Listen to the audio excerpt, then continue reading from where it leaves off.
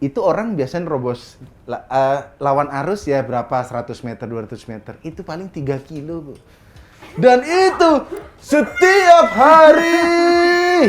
Orang Indonesia itu kalau didenda doang, itu nggak kapok. Betul. Tapi kalau azab. Nah, ini di pemikiran baru nih.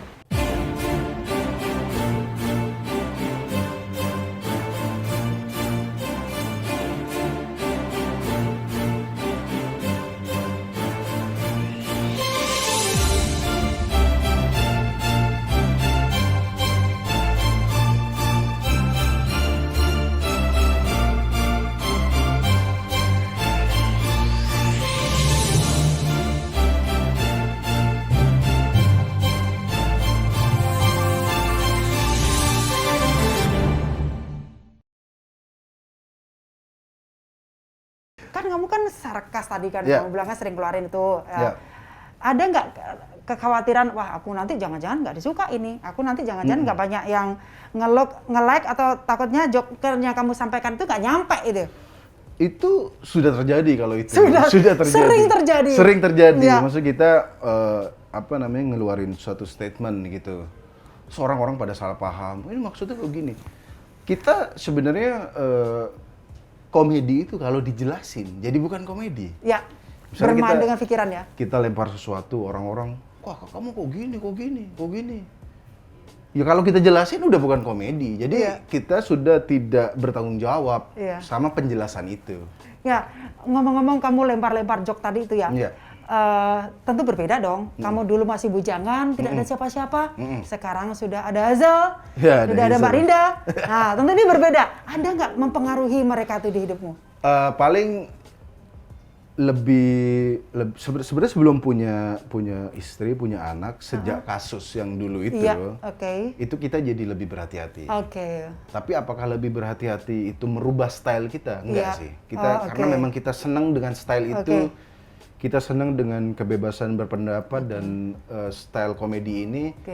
Cuma gara-gara kasus kemarin kita jadi lebih berhati-hati apa sih kata-kata misalnya, terus golongan-golongan yang saring menyaring tadi ya. Ya, dan paling kita menggantinya dengan lebih satir. Jadi lebih dalam. Betul. Penonton kita ngerti, orang-orang sana nggak ngerti gitu. Semakin banyak yang mengerti, semakin banyak orang juga yang berpikir multitafsir. Itu semakin dapat itu ya. Iya. Nah, ini akan kamu turunkan ke Hazel nggak? Ke anakmu? Kira-kira menjadi komika gitu? Kalau saya sih tipikal yang bebas sih anaknya mau jalur apa. Tapi kalaupun dia jadi komedian mungkin saya akan bantu arahin. Biar tidak seperti bapaknya. Emang kenapa bapaknya? Maksudnya aliran komedi yang terlalu gini kan kita nggak tahu, siapa tahu 20 tahun lagi orang makin darah tinggi semua. Mengenai jok-jok yang kamu lemparkan tadi kan multi tafsir, multi pemikiran orang ya. Tentu ada yang berpikir secara positif dan ada yang berpikir secara negatif. Nah, makna haters bagimu ini karena hashtagmu ini luar biasa, yaitu kamu memaafkan apapun kalimat negatif nih.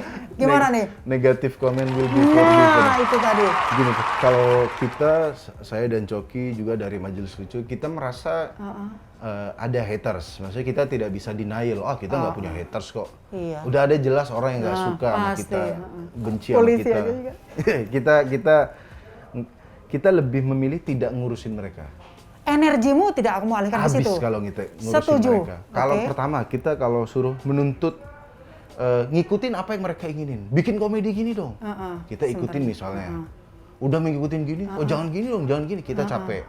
Dan kalau mereka benci akhirnya, kita nggak peduli. Sebenarnya kalau kebencian mereka di dalam hati doang, oke lah. Tapi kalau sampai komen juga, saya sih masih nggak masalah. Nah itu. Mau saya beberapa sering di DM, maksud Anda apa? Ini kan jangan gini.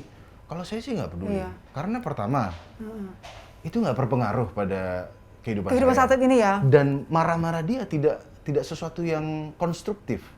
Misalnya dia marah, apa nih konten sampah, audionya jelek. Nah kalau itu sih kita dengerin. Misalnya ini gambarnya sampah, itu kita dengerin. Kalau cuma mereka marah, apa nih nggak jelas nih, itu ya udah. Itu juga nggak jelas, nggak apanya yang nggak jelas. Ya kita pertama akan menganggap mereka bukan target pasar kita.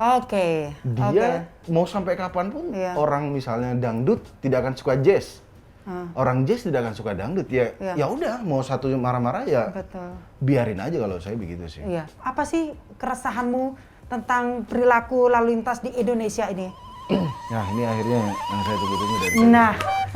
Di depan polisi, di kantor polisi. Iya, mari. Akan saya cepuin Anda. Ayo. Pertama saya akan lapor knalpot brong. Alhamdulillah sudah ditindak. Oke, sudah. Alhamdulillah. Tapi boleh nggak saya kalau ada knalpot saya rekam, tolong dikejar. Boleh, nomor platnya silahkan kasih ke kita. Awas Anda ya di sini ya kan. Soalnya gini, kalau kita bikin konten, jangan kan bikin konten, ngobrol. Kita ngobrol aja betapa banyak obrolan yang terpotong gara-gara brongsek. Kenapa gitu, maksudnya buat apa sih berisik-berisik begitu ya kan? Tolong itu ditindak. Sebentar Bu, saya masih banyak keresahan. Sama angkot, kalau ngetem boleh lah, ngetem ya kan kita mengerti. Iya, kita memahami. Tapi jangan lama-lama begitu. Jangan lama-lama. Apalagi ngobrol sama supir lain gitu maksudnya. Di Palmera, saya cepuin di Palmera. Pasar Palmera. Itu tolong ditilang juga itu. Maksudnya sepenting apa sih obrolannya begitu. Sama masih ada lagi ojek online, nggak ojek online sih, banyak orang kalau nerobos lampu merah itu kadang senyum-senyum Bu, tolong itu Bu. Aduh, saya paling takut lampu merah. Di Jakarta ini Bu, orang nerobos lampu merah, cengengesan biasanya, tolong itu Bu. Dia ditilang bukan karena nerobos, karena cengengesan, dia tidak merasa berdosa. Di daerah Bintaro, daerah PIM itu, jadi kalau dari Bintaro ke PIM, orang salah jalan, itu ada 3 kilo Bu, saya cepuin lagi sekali lagi di daerah Jalan Praja. Oke, aku catat. Tolong dicatat ya. Itu mohon maaf Bu, itu orang biasanya nerobos lawan arus ya berapa, 100 meter, 200 meter, itu paling 3 kilo Bu. Dan itu setiap hari. Dan tolong, ini sedikit juga. Banyak, boleh, banyak nggak apa-apa. Mumpung di kantor polisi. Iya, boleh, catat semuanya. Kalau lampu merah, kiri jalan terus, kasih panah. Karena ada yang ada. Betul. Ada yang nggak ada. Nah. Jadi kita deg-degan. Itu dia. Ini pemahaman ini mengenai lampu merah belok kiri. Ya. Jadi memang sebelum Undang-Undang Lalu Lintas tahun 2009 itu disahkan, itu lampu merah belok kiri itu jalan terus. Harusnya. Ada nggak ada tanda lo bisa dikasih lagi. Tapi tunggu dulu. Sejak undang-undang yang baru itu, lampu merah itu mengikuti tanda yang diberikan. Gitu. Kenapa? Karena memberi kesempatan pejalan kaki untuk nyebrang. Jadi kalau tidak ada tanda-tanda itu, berhenti. Kalau nggak ada tandanya berhenti.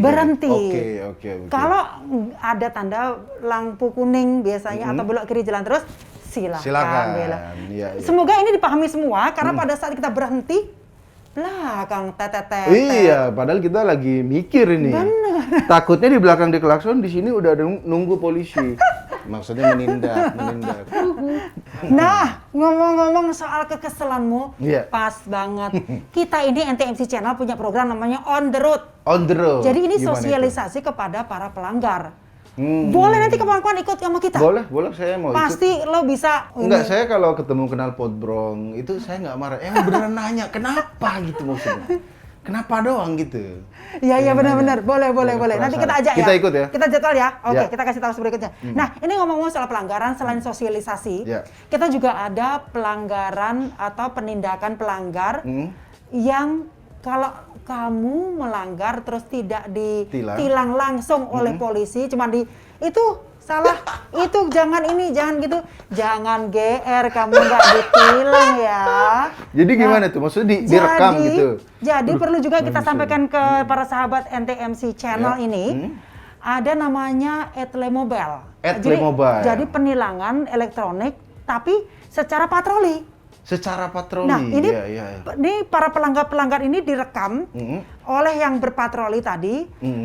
Kalau mobil ditaruh di dashboard mobil, motor pakai helm ditaruh di helmnya. Kemudian bisa juga ke badan si petugas yang sedang patroli. Nah, kalau direkam kemudian dibawa kembali ke kesatuan, kemudian platnya itu kan ada identitas. Ada dicatat ya? Iya, kita punya identitas semua pemilik kendaraan. diberikanlah surat konfirmasi itu tadi. Nah, dari konfirmasi itulah menjadi surat tilang nanti. Oh, jadi sekarang yang saya tahu kan biasanya tilang elektronik di atas doang itu di kan. Di atas ya. Kan tinggal nggak usah lewat jalan situ kan. Iya, kita bisa ngakali. Biasanya. Tapi ini kalau lebih banyak berarti lebih banyak orang yang akan ditindak. Nah, itu. Dan jangan seneng kalau lolos. Jangan seneng dulu. Ada polisi, nggak pakai helm kan. Iya, aku menghindari polisi. Gagah, gitu. Banyak orang yang mengalami seperti itu, Bu. Nah, begitu dia bisa menghindari polisi, dia pasti bangga. Pasti bangga. Karena saya juga salah satu. Nah, ini udah kebayang deh dengan karaktermu ini. Iya, maksud kalau kita berhasil menghindari polisi, wah, lolos dong. Tahu-tahu di WhatsApp. Datanglah surat ke rumah.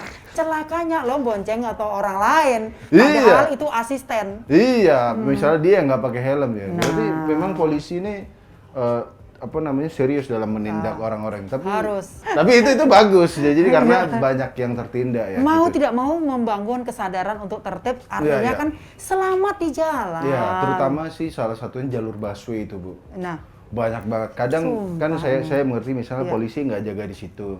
Terus banyak juga jalur busway di Jakarta ya. Mungkin dengan adanya kamera-kamera tadi yang tersebar jadi lebih banyak orang yang sebenarnya kalau kena tilang sekali harusnya dijerat sih gitu sih. Tapi tipikal Indonesia tuh nggak kapok-kapok. Nggak jerah-jerah, makanya itu juga masalahnya. Hukumannya mungkin harus dipikirin. Betul, ini nanti kata memang ada sistem penilangan elektronik ini.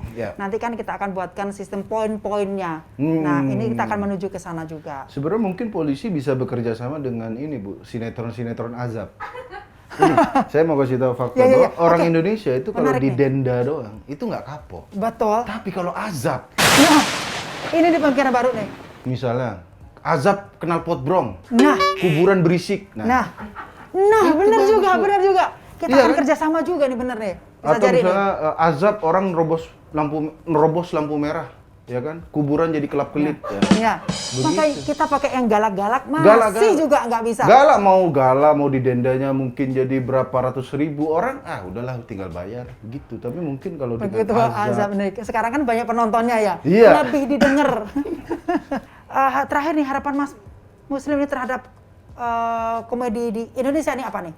Kalau harapan saya terhadap komedi Indonesia, tidak apa-apa kita berjalan dengan style masing-masing. Maksudnya ada OVJ, ada Komeng, ada Denny Cagur, ada juga style seperti kita, ada juga yang absurd di Instagram, misalnya di TikTok. Kita berjalan aja masing-masing. Yang penting kita komedi. Dan buat penonton yang mungkin tidak menyukai style komedi masing-masing, ya kita nggak usah memaksakan orang untuk tiru dong. Sepaham ya. Ya udah misalnya penonton Komeng atau OVJ nggak suka kita, ya udah tonton aja apa yang kalian suka. Lebih kepada itu sih. Dan kalau ada hal-hal yang mungkin menyinggung dari konten kita, sebenarnya ini kayak klarifikasi Deddy Corbuzier. Karena ini kehormatan kamu datang ke sini karena kamu sering diundang sama Deddy Corbuzier. Benar, ini juga paling kalau kita melemparkan jokes itu sebenarnya memang tidak pernah ada tendensi untuk memecah belah atau mengadu domba. Tapi itu adalah cara kita berkomedi gitu. Itu adalah karya kita di dunia komedi. Itu tadi kadang kan ini belum bisa diterima secara luas oleh masyarakat. Untuk bisa menerima kejujuran dan keresahan sebagian masyarakat yang disampaikan oleh dirimu itu, karena memang butuh lebih keberanian untuk mendengarkan kejujuran dari orang lain, ya kan?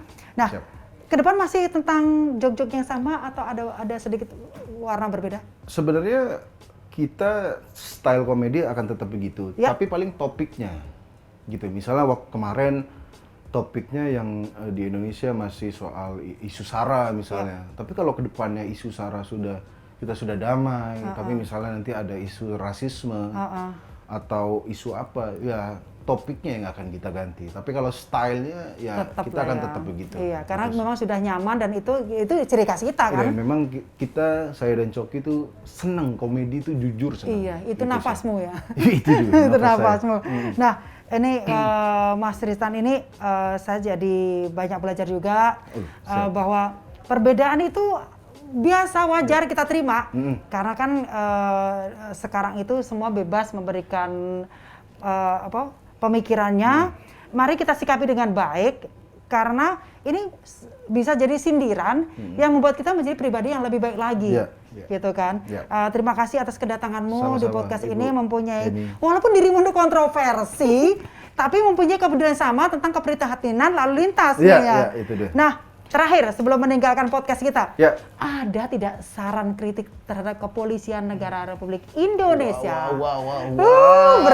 Berat. Mending saya dark comedy daripada saran-saran, ya kan? Ya kalau saran dan kritik saya sih, ya mungkin tadi yang sudah saya sampaikan, misal beberapa pelang-pelang tuh agak digedein gitu ya kan. Setuju banget. Coki juga kita tunggu. Silakan datang. Nanti kita dikasih jaket polisi kalau nggak salah. Sama satu lagi sebelum closing, ini penting silakan. juga. Mobil yang suka pakai lampu biru-biru, padahal bukan polisi, itu boleh nggak sih sebenarnya?